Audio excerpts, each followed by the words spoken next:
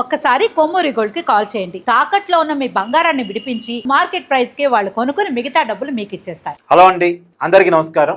రాయలసీమ మీద కూటమి ప్రభుత్వం కేంద్రీకరించి పనిచేస్తున్నట్టుగా కనపడుతుంది. రాయలసీమ అంటే వెనకబడిన ప్రాంతంగా ఒక గుర్తింపు ఉంది.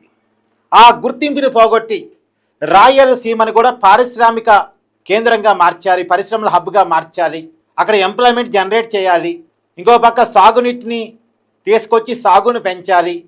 ఈ లక్ష్యాలతో కూటమి ప్రభుత్వం చాలా పక్కడ్బందీ ప్లానింగ్తో ముందుకెళ్తున్నట్టుగా కనపడుతుంది. ఒక పక్కనేమో అమరావతిని రాజధానిగా తయారు చేయటం, ఇంకో పక్కనేమో ఐటీ కంపెనీలకు, డేటా సెంటర్స్కు వైజాగ్ని హబ్గా మార్చడం, అంటే అభివృద్ధి వికేంద్రీకరణ. ఇంకో పక్క రాయలసీమ మీద పూర్తి స్థాయి కేంద్రీకరణ.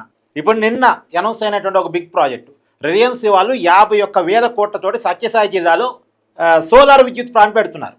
అది కాక ఉద్యాన హబ్గా 1,00,000 కోట్లతోటి రాయలసీమని మార్చేటువంటి ఒక ప్రయత్నం. ఈ రెండు నిన్న నారా లోకేష్ గారు శ్రీ సిటీలో క్యారియర్ ఏసీ మ్యానుఫ్యాక్చరింగ్ యూనిట్ని ఓపెన్ చేయడం, ఇవన్నీ వరుసగా చూస్తున్నప్పుడు రాయలసీమని ఒకవైపు డ్రోన్ క్యాపిటల్, ఇంకోవైపు సోలార్ పవర్ ప్లాంట్స్కి కేర్ ఆఫ్ అడ్రస్గా, ఇంకోవైపు ఉద్యానవన హబ్గా ఇలా మార్చేదానికోసం మ్యానుఫ్యాక్చరింగ్ యూనిట్స్కి రాయలసీమని ఒక కేంద్రంగా మార్చేదానికోసం పెద్ద ఎత్తున ప్రయత్నాలు జరుగుతున్నాయి. 1,00,000 కోట్ల పెట్టుబడిని రాయలసీమలో పెట్టిస్తున్నారు. గతంలో కూడా చంద్రబాబు నాయుడు గారు 2014 నుంచి 2019 మధ్య ముఖ్యమంత్రిగా ఉన్నప్పుడు కియా పరిశ్రమ తీసుకొచ్చి అనంతపురం జిల్లాలో పెట్టించడం మీ అందరికీ తెలుసు. తర్వాత జగన్మోహన్ రెడ్డి గారి తర్వాత అధికారంలోకి వచ్చిన తర్వాత కియా అనుబంధ పరిశ్రమలు రాకుండా అడ్డుకున్నారు అనేటువంటి విమర్శలు ఉన్నాయి. కానీ చంద్రబాబు నాయుడు గారు అయితే కియా పరిశ్రమని రాయలసీమలో ఏర్పాటు చేపించారు. అది అనంతపురం జిల్లాకి, రాయలసీమకి ఒక పెద్ద బ్రాండింగ్గా ఉంది. అది మాత్రమే కాకుండా శ్రీ సిటీ నెల్లూరు మధ్య, అంటే నెల్లూరు చిత్తూరు మధ్య శ్రీ సిటీ మొబైల్ అనుబంధ పరిశ్రమని ఏర్పాటు చేపించడం, ఇవన్నీ కూడా నిజానికి ఒక విజన్తో పనిచేయటం, అభివృద్ధి వికేంద్ర అన్ని ప్రాంతాలని సమానమైనటువంటి అభివృద్ధిలో తీసుకురావటం, ఏ ప్రాంతంలో కూడా వెనకబాటు లేకుండా చేయటం, రాయలసీమలో వెనకబడ్డాలన్నటువంటి ఫీలింగ్ను దూరం చేసి అక్కడ ఎంప్లాయ్మెంట్ని జనరేట్ చేయటం, ఇంకొక పక్క సాగుని పెంచడం, వీటన్నిటినీ కూడా కేంద్రీకరించి పనిచేస్తూ ఉంది, సమతుల్యం చేసుకొని పనిచేస్తూ ఉంది కూటమి ప్రభుత్వం. దీంట్లో చాలా క్రియాశీలకంగా పనిచేస్తుంది నారా లోకేష్. ఎందుకు ఇంతకాలం రాయలసీమ వెనకబాటుకు గురై ఉంది? ఇంకా రాయలసీమలో ఈ ప్యాక్షన్ రాజకీయాలు, ఆ రాజకీయాలు ఇంకెందుకు కొనసాగుతూ ఉన్నాయి? వాటన్నిటికీ రాయలసీమను దూరం చేసి అభివృద్ధి ప్రదంలో ముందుకు నడిపించాల్సిందే.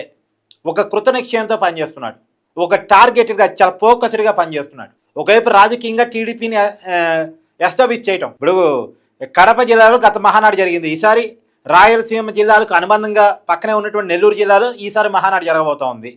నిజానికి ఇవన్నీ కూడా వైసీపీ సెంటర్స్ అనే పేరుంది. సరే, మొన్న ఎన్నికల్లో కూటమే గెలిచినప్పటికి కూడా కొద్దిగా వైసీపీ ఉన్నంతలో బలంగా ఉండేటువంటి జిల్లాలు. ఆ జిల్లాల మీద రాజకీయంగా ఫోకస్ పెడుతున్నారు, ప్రజల అభివృద్ధి మీద ఫోకస్ పెడుతున్నారు.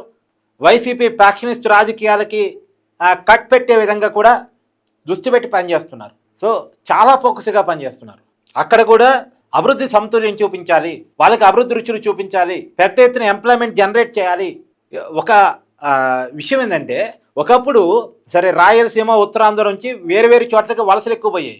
కానీ ఇప్పుడు కూటమి ప్రభుత్వం చాలా ఘనంగా చెప్తుంది. మొన్నైతే ఉత్తరాంధ్రలో గూగుల్ డేటా సెంటర్ అప్పుడు నారా లోకేష్ అనౌన్స్ చేశాడు, సీఎం చంద్రబాబు నాయుడు గారు కూడా అనౌన్స్ చేశారు. ఏంటి అంటే, ఒకప్పుడు ఉత్తరాంధ్ర నుంచి బయటకు వలసలు పోయేవాళ్ళు, ఇప్పుడు బయట నుంచి ఉత్తరాంధ్రకు వలసలు రావాలి, అలా మేము ఉత్తరాంధ్ర తయారు చేస్తామని.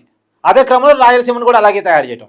సో ఒక ప్లానింగ్తో వెళుతున్నారు. ఏదేమైనా 51,000 కోట్ల రూపాయలతోటి సత్యసాయి జిల్లాలో Reliance solar power plant announcement ఒక బిగ్ చేంజర్, గేమ్ చేంజర్ కాబోతుందా అనేటువంటిది మాత్రం చూడాల్సిన పరిస్థితి కనపడుతూ ఉంది. మీ అభిప్రాయాన్ని కామెంట్ చేయండి. Thank you.